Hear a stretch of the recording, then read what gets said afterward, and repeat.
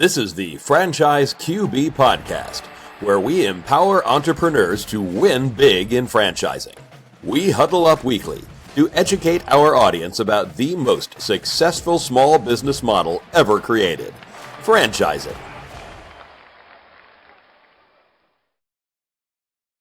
Welcome to the Franchise QB Podcast. I'm your host, Mike Halpern, a 20-year industry veteran and entrepreneur. My mission is for listeners to achieve their American dreams of creating wealth and independence through franchise ownership. Every week, we speak with franchisees, franchisors, or vendors that support the industry.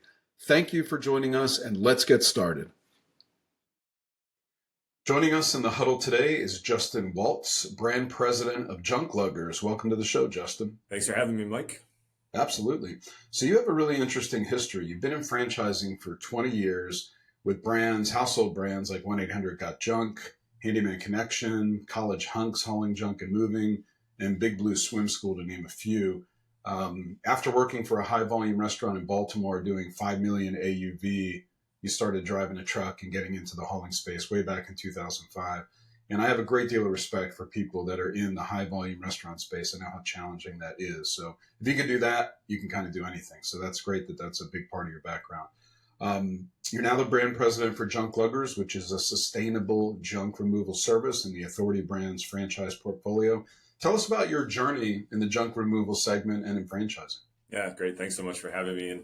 And yes, like you said, junk removal and the Junkluggers, for the past 20 years, we have seen the industry explode. And I have been blessed to come into the industry in 2005, where I was a truck driver. And so, yes, I went from the restaurant space to not wanting to work nights and weekends, to wanting to earn a paycheck and have a daytime job, which got me on the back of a 1-800-GOT-JUNK truck, and the blue trucks is what we say, which ultimately ended up not only giving me the education for entrepreneurship, franchising, but also the aspiration of one day being a business owner.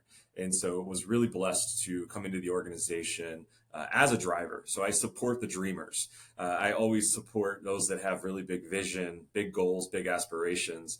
And ironically, right, jumping in a junk truck doesn't seem that aspiring, doesn't seem that exciting. However, it applies to the Junkluggers as well as many other small businesses and franchising. But learning entrepreneurship and learning how to drive costs, control costs, drive revenue, profitability at the one truck level, and then being able to expand that and take on a team, learn how to manage people. It was really a blessing. And so when I look back, I was involved in the franchise industry by getting on a junk removal truck and an hourly wage. And I was able to hone in on customer service skills and ultimately work my way into franchise ownership by partnering with other 1-800-GOT-JUNK owners. And that was Handyman Connection. Right. And so I was really blessed, and I support the dreamers because I started on a junk truck. I learned lots of entrepreneurship, lots of franchising skills. I also learned the community aspect of franchising. So I was kind of going up and down the East Coast of the U.S. and learning from other franchisees, other operations managers. We had peer performance groups, and that was when I really saw the power of franchising, the ability to be with other franchisees, compare. Have a small competition, friendly competition. And so from there, I was able to expand my career across franchise ownership, did some dabbling in consulting. I really saw private equity as the next step in franchising and where we were headed. That's how I landed at Level 5 Capital, where I franchised Big Blue Swim School and worked with a bunch of other brands. I go back to junk removal. This is my third tour of duty in junk removal. And I'm blessed because I have the ability to share my story with others, especially our luggers today that are out on the trucks and hauling junk every single day. I get to share that, I support those with the dreams and the aspirations to go to that next level. And I get today I'm a living example. Yeah, well, and you're wearing it, living the dream, supporting the dreamers. Love that on the T-shirt. And that's. I was just mentioning it to you a few moments ago before we started recording here that I've seen 2 Junkluggers trucks on the, out in the wild on 66 here in the DC market. So I'm like excited to talk to you about the brand. So tell us, what is Junkluggers? Absolutely. So for the past 20 years, Junkluggers has been a renowned eco-conscious junk removal company. We have always prioritized environmental responsibility, community impact, and the ability to divert, rehome, and ultimately offer sustainable disposal services to customers across the country. So if I can jump in, I mean, sustainability Yeah. isn't typically associated with junk, right? So how is Junkluggers kind of revolutionizing junk removal with a focus on sustainability? Like, how do you minimize waste? How do you maximize recycling and repurpose the stuff? Like, that's really interesting. Yeah, it's a great question. So we have always prioritized. That's been built into the business model since day one. The industry really started around convenience and speed and things like that, which is very important to profitability and ultimately, driving a logistics business. By focusing on sustainability, we've always had that built into our plan and our strategy. What that means is that a lot, if not most, high majority of our material that goes in the back of our truck, it's either donated, diverted through many of tactics, right? Can be recycled, can be, like I said, donated, possibly reused, you name it. A lot of those things involve working with local community donation centers. We give back to so many charities, religious organizations, clinics, as well as we have what we call our remix market, where not only do we have the ability to rehome items, but then we also have the ability to partner with tons of different industries. I'm so excited to see a lot of our online remix stores, as well as our online junk removal, our Junkluggers podcasts and Instagram pages, because we see where all these fun things happening in the community. A lot of what you think about in sustainability is just simple recycling, right? Or keeping things out of the landfill. But what we've done is built that into the business plan, and it's sustainability is not just recycling, it's also diversion and rehoming and giving back to the community. And that has taken us it's basically been a rocket launch for us, because not only does our residential consumer resonate with, rehoming and giving back and donating, but then a lot of our national consumers as well, our national retail partners that we call national accounts. When we talk about diversion, environmental and sustainability and governance, we call that ESG now, it's even moved into a corporate environment and a corporate limelight. Now, everybody from large corporations down to our residential customer is thinking about sustainability and environmental regulation and saving the environment. We've been talking about it for years, but with Junkluggers, it's in practice every day. It's baked into our values, and it's baked into our business. Yeah, that's really interesting. So you've been there since '05. So you've seen where speed was the number one thing that mattered to consumers. And now that's kind of evolved. Like, everyone can provide speed now. So how do we, make the world a better place at the same time? That environmental piece of the business, it clearly is a differentiator for you guys. So you mentioned some of the different methods that you do that. Can you share any specific case studies or success stories where your services made a significant environmental impact? Yeah, it's a great question. So without giving too much detail, our national accounts team and our national accounts and the retailers that we work with, it's a big deal when we can say no landfill or 100% diversion, right? What we do now is we're a partner in national accounts, in that we're working with large businesses to come up with a strategy, right? So a lot of people think of what we do, it's just trucks and it's just junk and it goes in the back of the truck and then we divert that. But now we've become a partner with national accounts and with large retailers when we come into a project early, right? For example, say we're cleaning out a large retailer or a very large, say, clothing store, for example, right? So we have to go in with that partner, and they may have hundreds of locations around the country, and they may be downsizing, they may be moving. They've made a decision to where they need a plan and a sustainability plan to either they're remodeling a store or they're changing a store out. We work with national landlords as well, so big, large commercial projects where we're not only providing the labor and the trucks, but we're coming in as a partner to plan the removal and the diversion of everything that retailer has to dispose of. That plan then goes as high as a board of directors or even shareholders, that we can describe what we're doing, how we're doing it, and we have technology as well that's tracking. We can provide a report back to the retailer on this was the sustainability efforts that were made. This is the tonnage that was left out of the landfill. And that data is really important when it comes to providing back, information to shareholders, environmentalists, things like that. I think, Yeah. go ahead. Yeah. So we have changed the world in that environment, meaning that whenever we're doing large projects for retailers, we are very rarely, nothing is going in the landfill. Very rarely do we dispose of anything. We're able to recycle and rehome and donate a lot of those items. But then we're also able to report on it, and for which the community is holding us accountable. We're able to show that accountability to the community.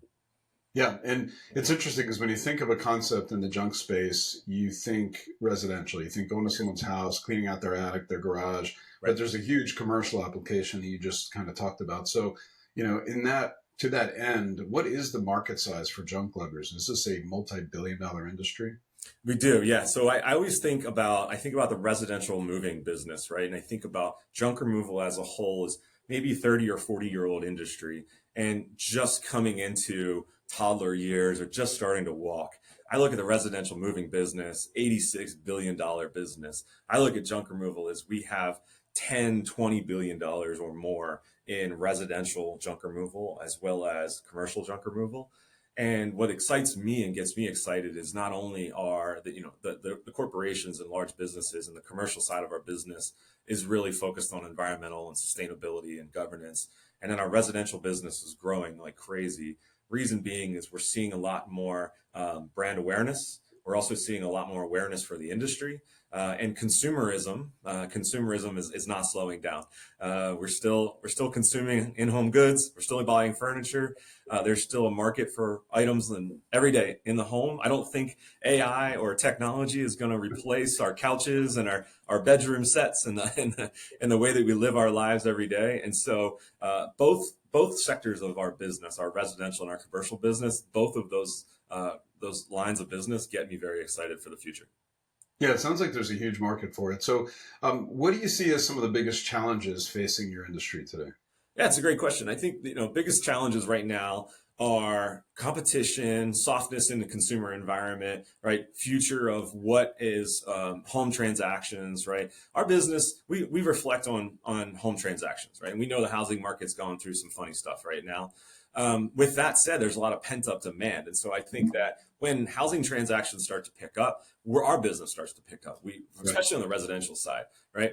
I see some of the challenges around, landfill and, negativity on environment and things like that. There's still items that are difficult to dispose of, right? And as consumers start to get more focused on those things, like think about tires, for example, car tires, right? There hasn't been much innovation in car tires in hundreds of years. They're still difficult to dispose of. Think about paint.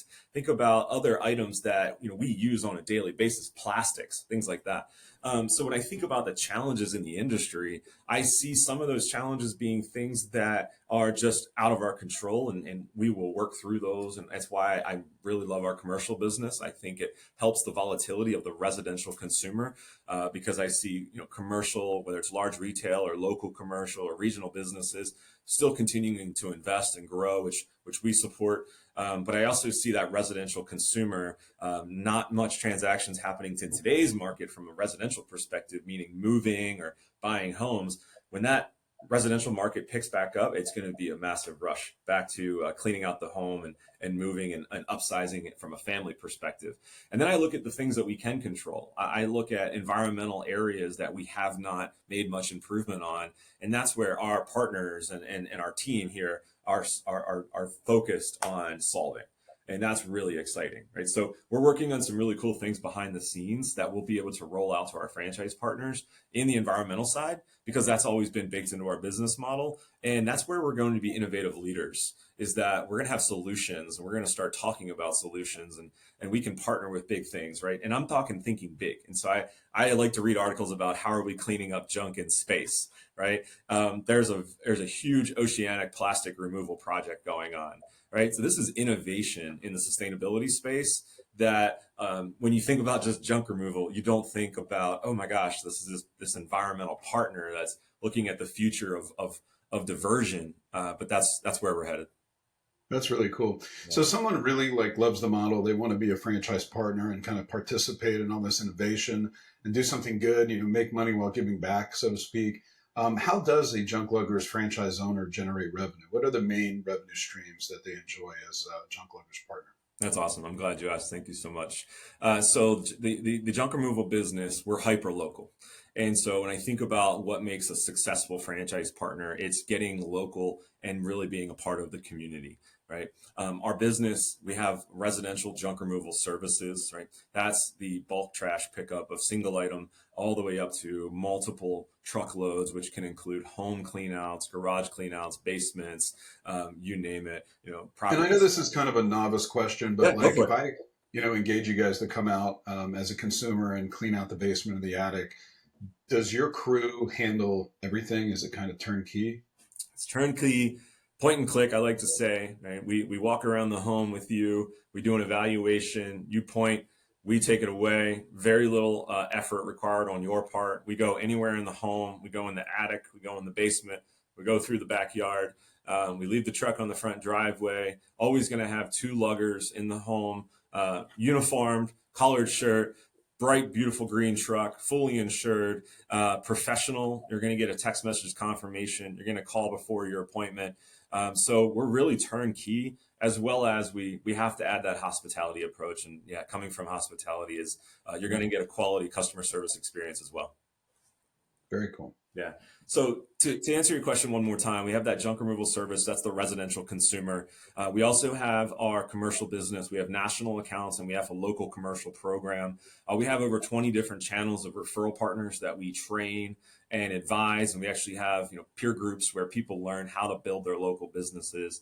And then we have our repeat and referral model as well. And we think the lifetime value of a customer is over 10 junk removal jobs.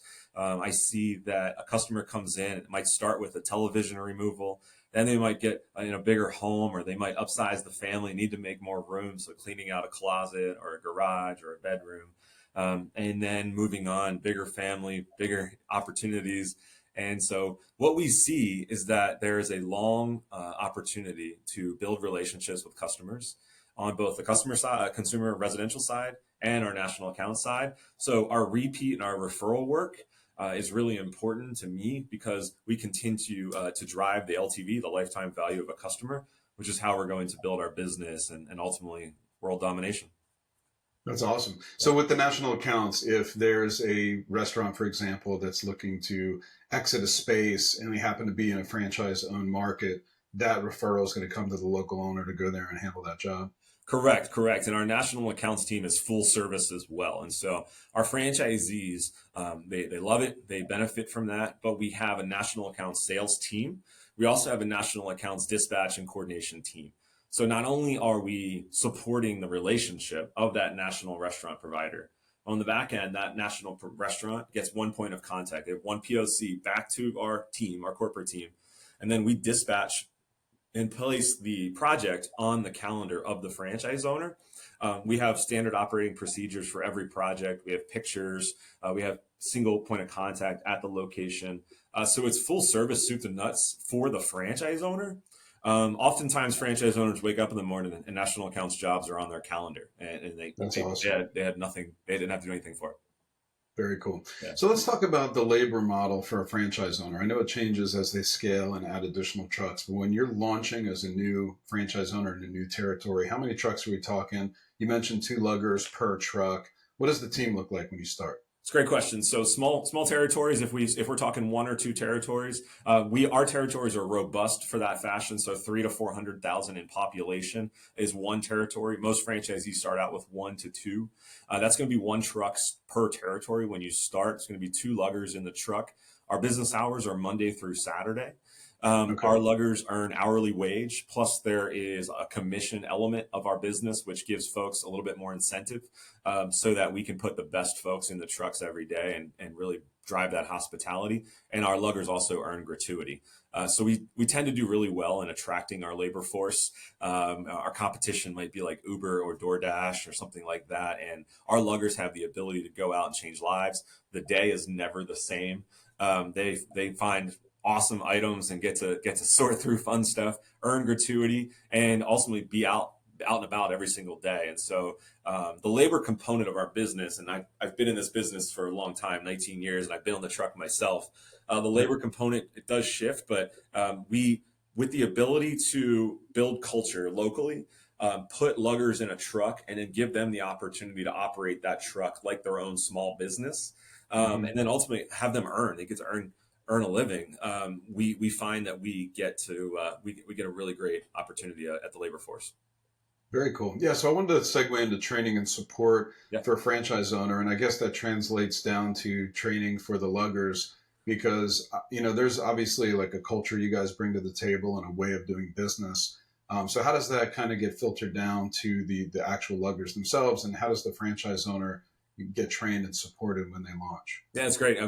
Great question. And so pretty standard operation as far as getting launched. Our launch procedures are pretty quick. And so when we have a signed franchise agreement and funding, we start onboarding right away, and we start pre-training, which is a virtual environment. It's about 5 to 6 weeks of pre-training in a virtual environment, learning our technology, our marketing strategies, our business and our sales strategies, everything down to operations. So we really like to cover off as much as we possibly can in a virtual environment. Then we do a 1-week final training, aka graduation, here in Connecticut for our franchise owners. So oftentimes our franchise owners may bring a team member or a manager that they plan on promoting as they grow their business.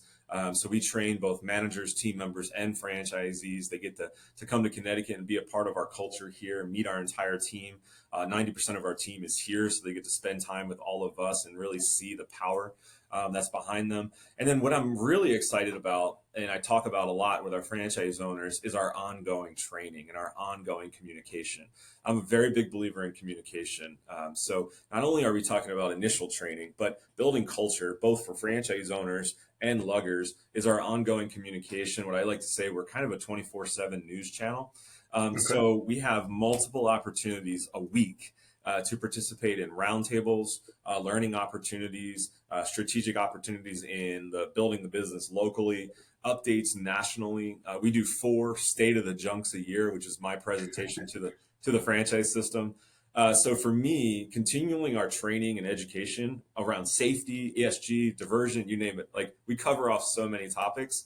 I'm excited to say that I consider us to be not just really strong in the initial training environment, but communication. Communication is a reason that you join a franchise system, to be a part of the system and continuously learning, and also pushing our luggers and pushing our franchisees to continue to expand, develop their own cultures.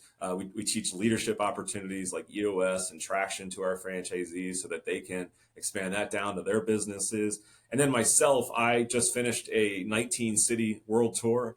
Wow. I probably met hundreds of luggers and many franchise owners, and I'm really happy to say, like, I get to look luggers in the eye and said that I've been there, and then I support those dreamers. And so I also play a role, and I take passion and pride in playing a role in driving our lugger culture. Yeah, I mean, it's so cool that the culture from corporate is to collaborate with other owners. I mean, you get so much better at what you do when you're talking to the top performers in the system, just little nuances that can really separate an average owner from top performer. So it's really cool that you collaborate, you have those kind of meetings, and that's encouraged by you and your team, which is cool. So let's talk a little bit about who you guys are looking for to kind of expand the brand. Who's an ideal candidate to become a Junkluggers owner? That's a great question. And so, the ideal candidate is someone that is passionate, first of all, is passionate about our mission, our model, sustainability, right? No background required in waste or junk or trash or anything like that. Really what we're looking for is the aspiration and the inspiration to join the family and be a part of that. And so we also see that I have franchise owners very successful from all walks of life and all personalities. So one thing that I take pride in is the business model is very straightforward, and we provide the training, the playbooks, not only in the front end, but also ongoing, right? And so if your model and if your vision as an entrepreneur is not to be building from a sales perspective, right? Or not to be the ultimate person going out there and driving revenue, then we have all the training, all the playbooks, roundtables, support groups, franchise business coaches to support that role in your business. So we help hire we encourage hiring. We provide the playbooks for hiring someone that might go out and build a business. If you're more of the operations type, maybe logistics, operations, hiring, managing, leading is your passion. And then flip flop, right? So we have franchisees that love to sell and love to go out and build the business, be the mayor of their town. But they don't want to tinker around with trucks. They don't want to deal with, small operational challenges. So then we promote that role and we have that playbook. So what I really love about this business, I know the business so well, is that the way that we have set up our training, our playbooks, our roles and responsibilities, kind of the organizational chart for the local franchise owner, it allows us to invite in a pretty wide variety of entrepreneur. That's awesome. Yeah. So let's talk expansion, like in terms of where kind of state of the union or state of the junk, as you put it. How many franchise owners are operating today and how many territories does that represent? So we have about 85 franchise owners operating today in 235 territories. We are growing. We're growing awesome and rapidly into the existing territories that we have. We have availability in almost every single market. We're looking for as many and as awesome franchise owners, brokers, investors, you name it, that want to talk about the business. I spend a good amount of time speaking with prospective candidates. And so from a market perspective, we're focused right on mainly on the United States at the moment. And almost every, I'd say top 100 DMAs in the United States, we have availability and are bringing in new candidates. Yeah, that's cool, especially with the large territories you offer. To have that much white space is pretty encouraging. So absolutely. Let's talk about where the industry is going. Like, what do you see? I know you mentioned it was kind of tied to the real estate cycle on the residential side to a certain degree, but what are the trends you're seeing in 2024 and beyond? Yeah. So, like I said, the residential business, I love the residential junk removal business. And I'm really excited because we have this large branding effort, meaning our bright green trucks. Our residential business is going to continue to grow and just grow faster as we get more pent up demand. And then we see more transactions happening in the residential market. I'm very confident the residential business and our real estate, our ties to the real estate market, right? We're going to see an interest rate drop. We're going to see that business pick up. The future of that business is more trucks, more green trucks on every street corner, because junk removal and residential junk removal is hyper local. So I see the future of that business continuing to grow, as well as I see so much environmental sustainability and governance being discussed at the national retail level, small business level, medium-sized business. As an example, when you apply for a loan for a large commercial project, say you want to build a skyscraper, in downtown Manhattan, and you need a $100 million loan or what, so you need to have an official environmental and sustainability governance report that is actually a part of your application for that mortgage. And so I am really encouraged by the future of where the industry is going to support retail and support national organizations. I am extremely excited that the Junkluggers is a part of that conversation, which differentiates ourselves from competition, differentiates ourselves from your small mom or pop businesses, because we are going to be a part of that future. And we're also going to be a partner. We're going to be looked at as a partner for organizations that want to work with environmental sustainability and governance. We're positioning ourselves as an expert. So when I think about the future of the industry, our residential junk business is going to continue to grow. We have so much room to grow that. And then I'm really excited for where the commercial side is going. Yeah, it sounds like it's trending in the right direction, which is encouraging for people looking at this space. So how much does it cost to get in? If you're looking to start with, FF&E and working capital and franchise fees and all that, what's the item 7 look like? Yeah, so taking a look at our item 7, we are about $96,000 on the low end, about $300,000 on the top end. That all has to do with your responsibilities as a franchise owner, full time versus absentee. It has to do with the number of trucks that you're buying and putting on the road, the number of franchise territories that you're investing in. That'll do with your startup marketing plan. So you're going to see a little bit of a range there on our item 7. However, happy to have conversations with anyone to talk them through that item 7, that item 19, and what that looks like. But it really depends on where and how large of the business that you're investing in from startup. Yeah, no, it makes sense. And it's kind of a good range, I guess, if you're leasing vehicles and you have fewer it's going to be towards that lower end. If you're buying vehicles and there's more, it's obviously going to be towards that higher end. So let's talk item 19. Do you guys have anything you're able to disclose with us in terms of financial performance representations? Yeah, so we have item 19 online on our franchise disclosure document. We've got a robust item 19. So we've been in business for 20 years. You're going to see a breakdown of our mature businesses. Our item 19 also shows our history of growth. So you're going to see a lot of new franchisee growth in 20, 21, 22. You'll see both our what we call retail, which is our corporate owned locations, as well as our franchise locations performance. So I've probably read way too many FDDs and franchise agreements in my experience, but you're going to see a robust item 19 as well as lots of experience and we break ours down by cohort. You're going to see a gross profit margin in there, so you kind of understand how our business works. And our franchise development manager, myself, happy to walk anyone through our item 19. That's awesome. Yeah. And then in terms of corporate markets, is it just in Connecticut or do you have corporate or affiliate locations elsewhere? Yeah, so we operate two corporate environments, two corporate businesses today, Connecticut and New York City. Okay, cool. Thanks. This has been awesome, man. You've shared so much with us. It's really exciting business. Anything else you want to add to the mix before we wrap up? No. Thank you so much for having me. I'm excited to be on the show. Anyone that's looking at junk removal, I'm grateful and happy to have a conversation. My contact information will be here. I've been in the industry for 19 years. It's just an awesome business. I still today feel like we are just an overnight startup and have so much opportunity ahead of us. And so if you can't tell, I'm really excited about junk and junk removal and looking forward to talking again. Thank you so much. Yeah, well, I certainly can tell, and I appreciate you joining me today. And if anyone listening wants to connect with Justin and his team to discuss Junkluggers, contact me at franchiseqb.com or on Twitter at QBFranchiseQB. I'll get you connected with him. Thank you so much, Justin, for taking the time to get in the huddle and speak with us about Junkluggers. And I'll say peace, love, and junk. Awesome. Thanks, Mike. Have a great day. All right. Thanks, Justin. Bye. Thank you for listening to the Franchise QB podcast, where you're at the helm of your future as a franchise owner. If you enjoyed the content, please rate the show and recommend it to anyone that might be interested in franchising. Make sure to visit franchiseqb.com to subscribe to my newsletter and for an actionable playbook to go from walk-on to legend in your new business. Follow us on Twitter at QBFranchiseQB and join us every week for a new episode. See you next time.